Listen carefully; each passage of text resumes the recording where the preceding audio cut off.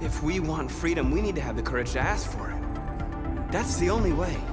It's a testament to the breadth of Quantic Dream's branching storylines that I felt terribly guilty as the credits rolled after my second playthrough of Detroit Become Human. Detroit obliged my newfound wickedness to a surprising degree, leaving a trail of bodies of those who had previously survived in my wake.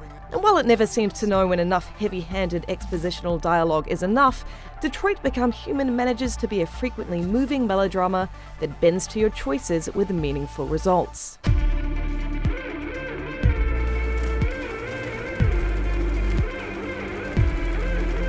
Each of my playthroughs took around 10 hours to complete, and during that time Detroit's pace rarely lags thanks to the deft juggling act it performs, alternating between 3 excellent android characters. Brian DeChant is delightful as Connor thanks to his deadpan innocence. It's an honor to be working with you, Lieutenant. I'm sure we'll make a great team.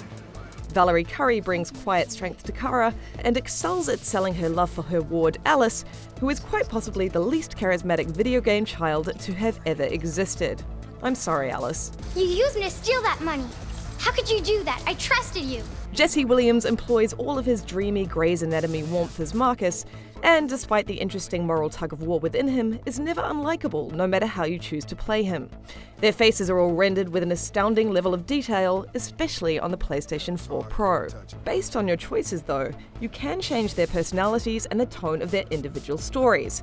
Play Connor as attentive and humble. You have a dog, right? You might experience a knockabout buddy comedy. Play him as ambitious, and that's an entirely different story. Kara's story seems less tonally flexible, but is the quietest and most intimate, which is a welcome contrast to all the running and explosions you can opt into in the other 2 stories. Putting any of them in compromising situations, or worse, sending them to their death, was a fear throughout. It's a testament to the writing and performances that I found making decisions just to see what would happen teeth-clenchingly hard. For the most part, supporting characters adapt to the way you choose to play. Shoot him, Marcus! Don't kill him! But there are occasional misfires. It's noticeable when your choices feel they're going against the grain of a more robust story. I hope you didn't just get us all killed. The backbone of Detroit's story, meaning the one that's relatively fixed in place despite the choices you make around it, is big, ambitious fun, even if it suffers from a multitude of plot holes that are obvious in hindsight. Don't be afraid. We don't want to hurt you. But look, these weren't deal breakers for me, because while Detroit is audacious and silly as hell, it's got a real heart to it. And there were enough moments of quiet tenderness that kept me emotionally invested until the thrilling high stakes of the final act.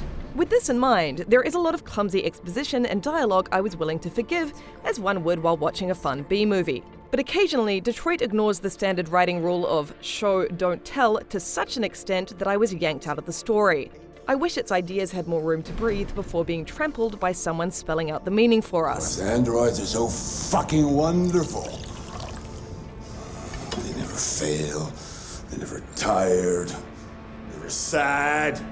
The world here feels very real too, built with a sense of history. This is a miserable, dark version of a future Detroit where androids are so ubiquitous that they're old news, and little details tell the story of a burst tech bubble. Though the path you were guided through is as linear as previous Quantic Dream games, I enjoyed the luxury of more time to linger and prod around in its beautifully detailed environments.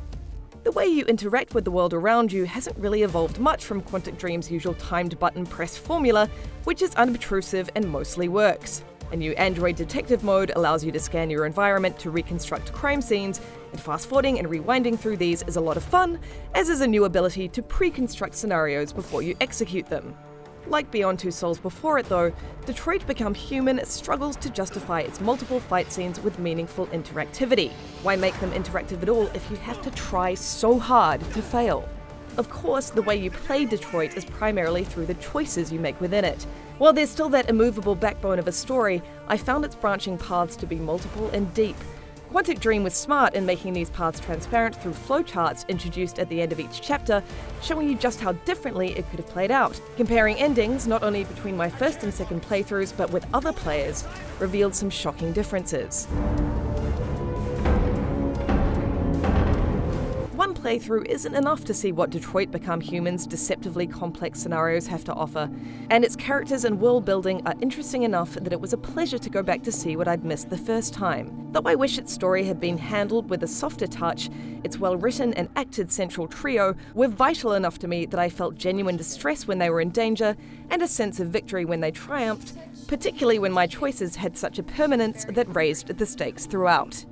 For more on Detroit Become Human, check out the first 18 minutes, our graphics comparison, and an inside look at the technology behind the motion capture. And for everything else, stick with us at IGN.